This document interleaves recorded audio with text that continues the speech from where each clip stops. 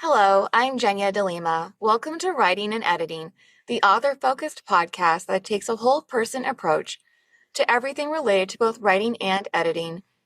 Techno thrillers are filled with danger, extremely high stakes, and tons of action. And as the name implies, technology plays a huge part in moving the story forward. Today we have author Charles Breakfield here to share how you can also write a suspenseful and gripping story in this exciting genre. Well, first, thank you for being here. Jenna, I appreciate it. Apologies for my co-author who was sideswiped by her pesky customers at work. And I will freely admit that she's far more attractive than I am, but I do tell a good story. Well, that's very helpful. So, before we get started into some of the meatier questions, what makes a story a techno thriller and not just a thriller? The technical realism is the way I would categorize it. Mhm. When we first got started, step back a little bit, we've been in the technology world for quite some time, so multiple years, multiple manufacturers, and we get to see stuff that nobody has ever had seen, sometimes 6 months in advance, Mhm. and we get to help debug it. I've had manufacturers send me stuff and say, here, try this out in your environment. I am known as the dark angel when it comes to breaking technical stuff. I've had send things back. They said, what did you do? I said, this. They went, we'd have never thought to do that or try it that way. Let's go fix that. Gee, that's well done. You've you outwitted our engineers. Okay, but we get to see a lot of the technology, the flaws, the things Mm. that could be used incorrectly. So in our world, there's nothing that moves without technology pushing buttons someplace or intercepting something or defeating the good guys. So rather than what I've considered the an analog approach, just running around with a couple of pistols and having somebody. What if you use the technology to be able to enhance the real life feel for Mhm. things like identity theft? I mean, that was one of the first books we did. I mean, that's an easy jump. There's another one that using cryptocurrency to launder money, drug money.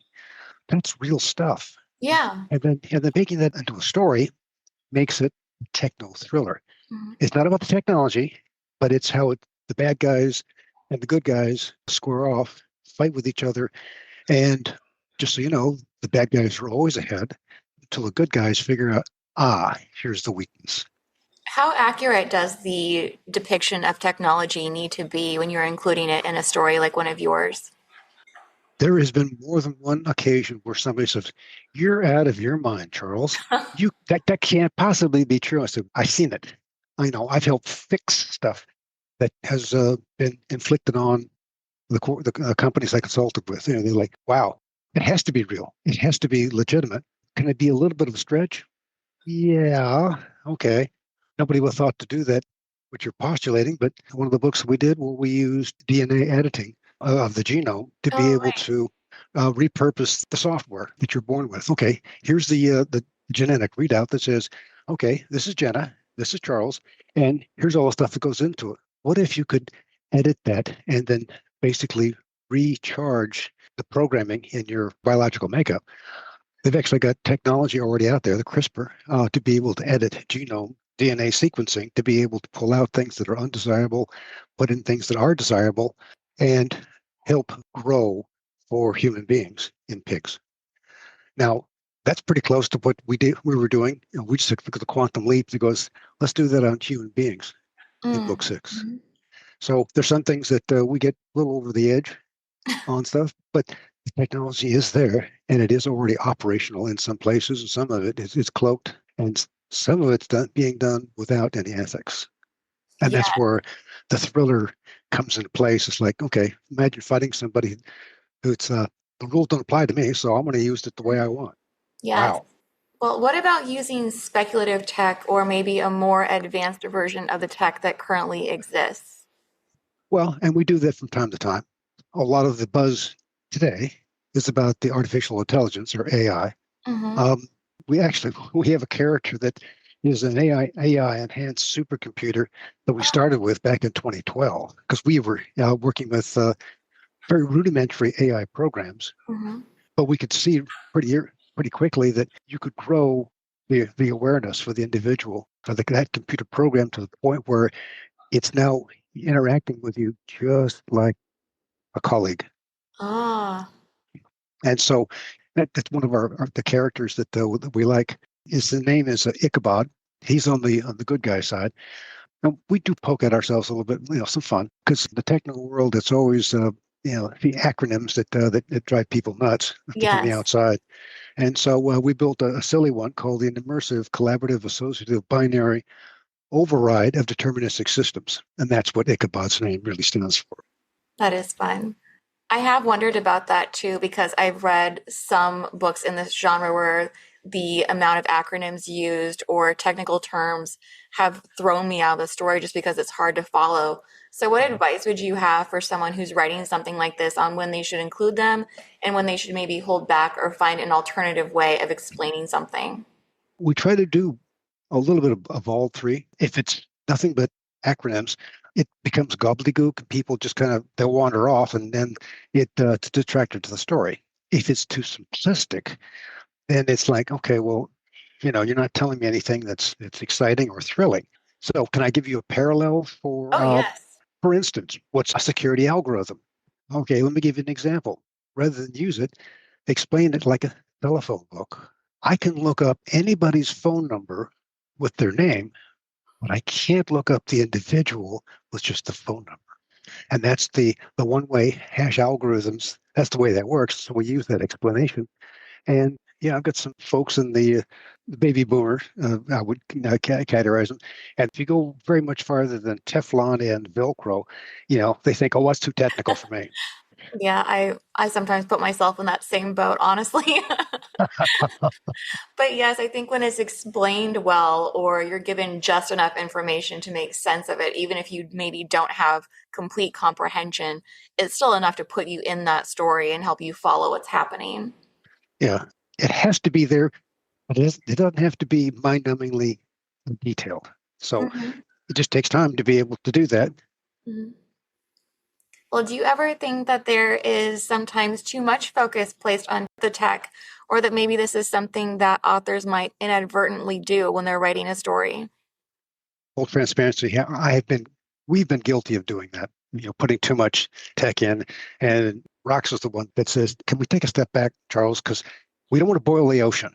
And problem Great phrase. with some of the stuff that we run into is like, okay, I like to categorize myself as I like knowing how the sausage is made. Mm, And so, I want to see all the bells, whistles, all the things it'll do. That's why they let me play with the technical toys. But it's about the story and the character interaction. The technology is really there to help prop up the areas. Like, okay, well, how is this done? Well, how do you find somebody's cell phone? Well, you bounce a signal off the tower, and then it goes down to a landline, and then you just track it backwards. Okay, that works both ways. I can call from any place on the planet. Conversely, I can find you any place on the planet. mm, So, why is that important?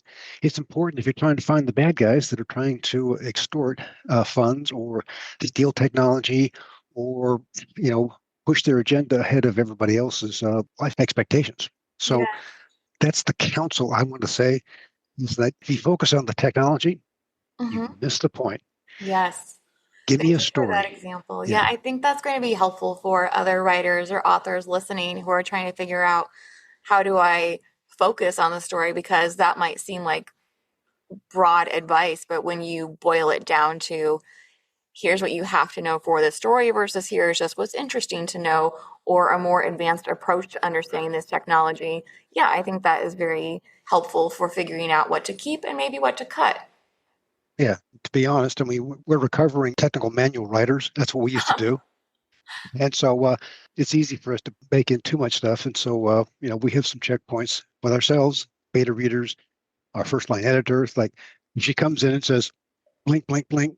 Do you really need all of that? And I'm like, well, no, I just, it has to be justifiable in my mind. And I sometimes have trouble throttling that much stuff and keeping focused on the character development and the frustrations they have. Like, I can't figure this out.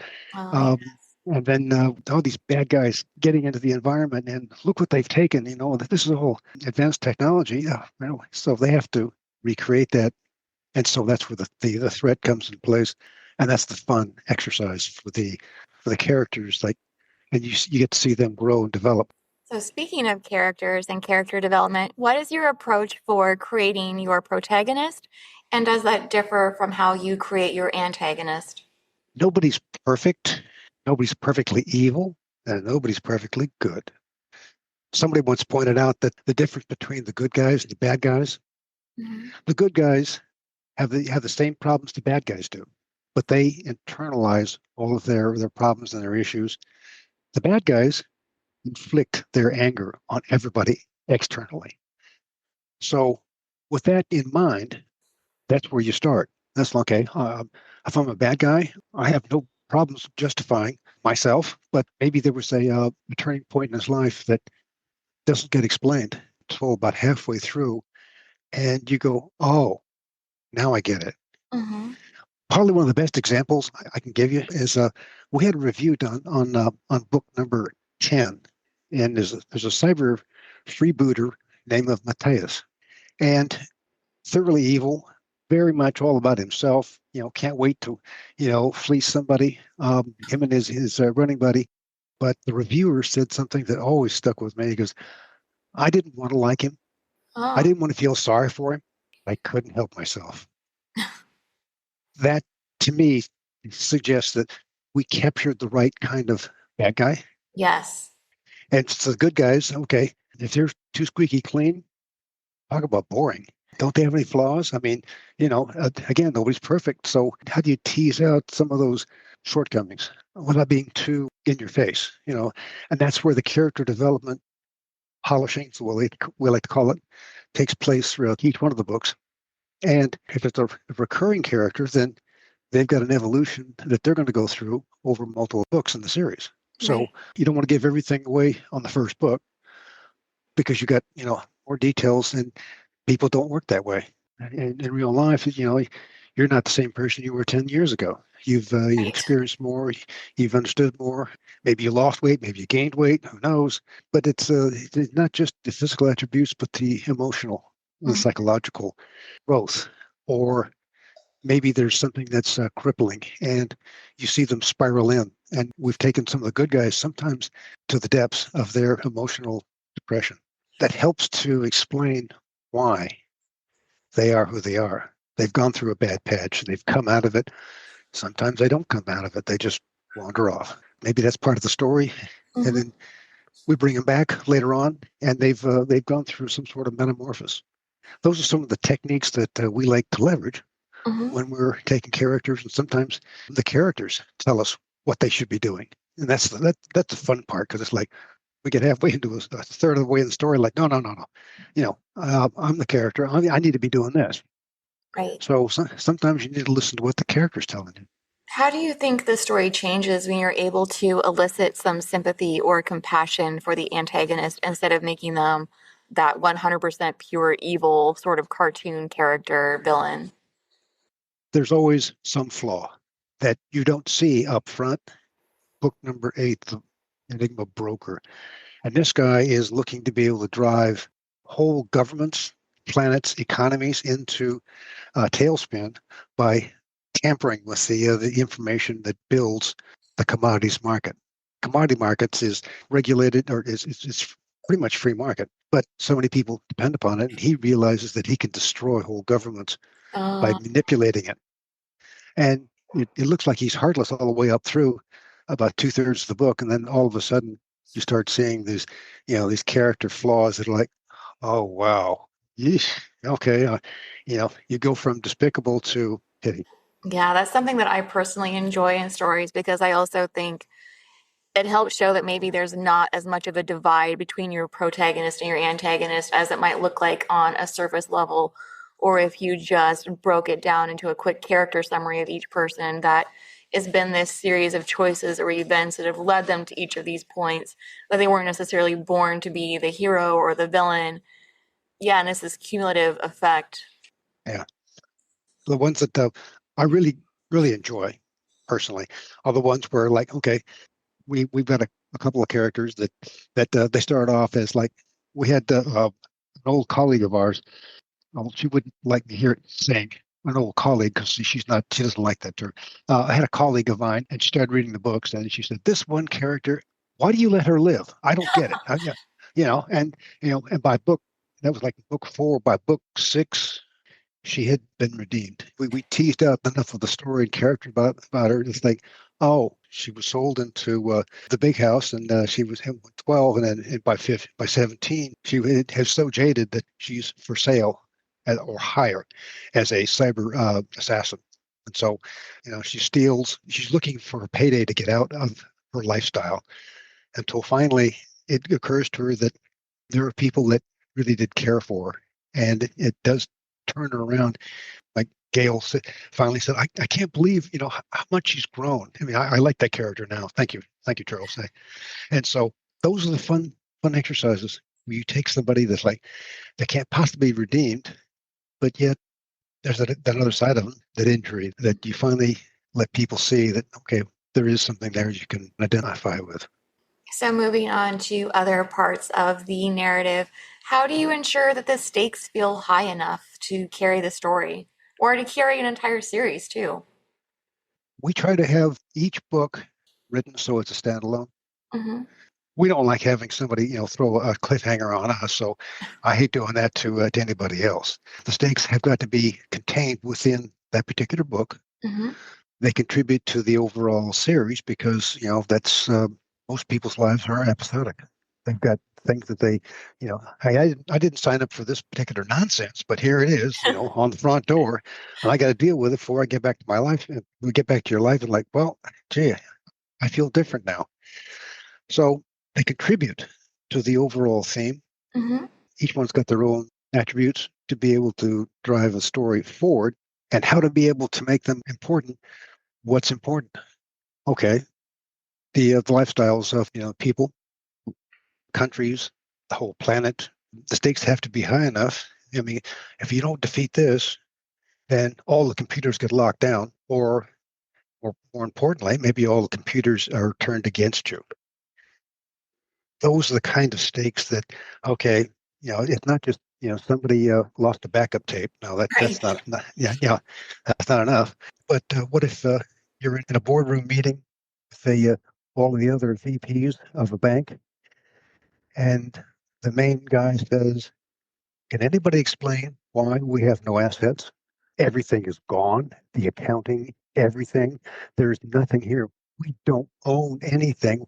Nobody owes us. We don't owe anybody. And Mm-hmm. because there's no accounting, everything's zero. It got wiped out. We don't exist financially. How do you retrieve something like that? And then the light goes back on, and they said, everything's been put back.